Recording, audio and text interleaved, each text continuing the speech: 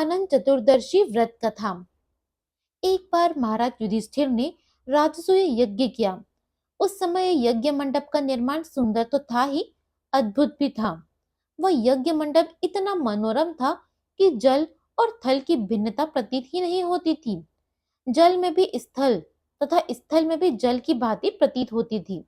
बहुत सावधानी करने पर भी बहुत से व्यक्ति उस अद्भुत मंडप में धोखा खा चुके थे।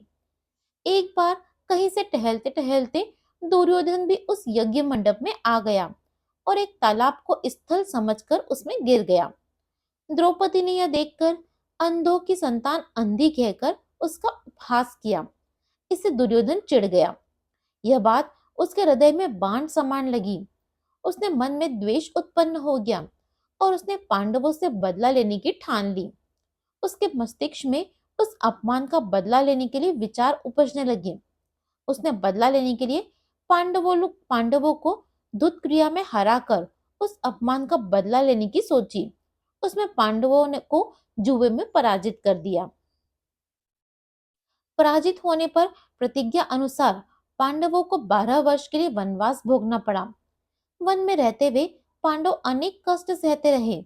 एक दिन भगवान कृष्ण जब उनसे मिलने आए तब युधिष्ठिर ने उनसे अपना दुख कहा और दुख दूर करने का उपाय पूछा। तब श्री कृष्ण ने कहा, हे युधिष्ठिर, तुम विधि पूर्वक अनंत भगवान का व्रत करो। इससे तुम्हारा सारा संकट दूर हो जाएगा और तुम्हारा खोया हुआ राज्य पुनः प्राप्त हो जाएगा। प्राचीन काल में सुमंत नाम का एक नेक तपस्वी ब्राह्मण था। उसकी पत्नी का नाम दीक्षा था। उसकी एक परम सुंदरी धर्मपरायण तथा ज्योतिर्मयी कन्या थी जिसका नाम सुशीला था। सुशीला जब बड़ी हुई तो उसकी माता दीक्षा की मृत्यु हो गई। पत्नी के मरने के बाद सुमंत ने कर्कशा नाम की स्त्री से दूसरा विवाह कर लिया। सुशीला का विवाह ब्राह्मण सुमंत ने काडिन्य ऋषि के साथ करा दिया। विदाई के बाद कुछ देने की बात आई तो कर्कशा ने दामाद को कुछ ईंटें और पत्थरों के टुकड़े बांधकर दे दिए। परंतु रास्ते में ही रात हो गई। वे नदी के तट पर संध्या आराम करने लगी। सुशीला ने कहा, वहां पर बहुत सी स्त्रियां सुंदर वस्त्र धारण कर किसी देवता की पूजा कर रही थी। सुशीला के पूछने पर उन्होंने विधि पूर्वक अनंत व्रत की महत्ता बताई। सुशीला ने वहीं उस व्रत का अनुष्ठान किया और 14 गांठों वाला डोरा हाथ में बांधकर ऋषि कौंडिन्य के पास आ गई। कौंडिन्य ने सुशीला से डोरे के बारे में पूछा तो उसने सारी बात कह दी। उन्होंने डोरे को तोड़कर अग्नि में डाल दिया। इससे भगवान अनंत जी का अपमान हुआ।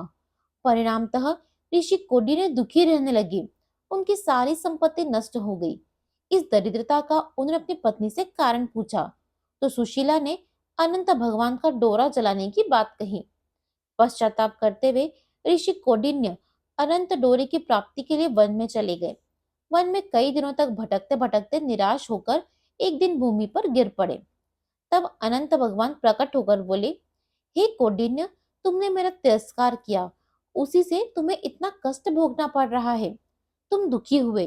अब तुमने पश्चाताप किया तो मैं तुमसे प्रसन्न हूँ। अब तुम घर जाकर विधि पूर्वक अनंत व्रत करो। 14 वर्ष पर्यंत व्रत करने से तुम्हारा दुख दूर हो जाएगा। तुम धन्य धान्य से संपन्न हो जाओगे। कौंडिन्य ने वैसा ही किया और उन्हें सारे क्लेशों से मुक्ति मिल गई।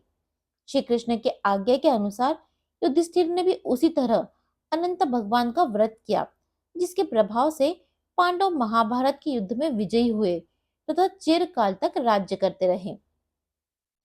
अनंत चौदस व्रत कथा की जय हो।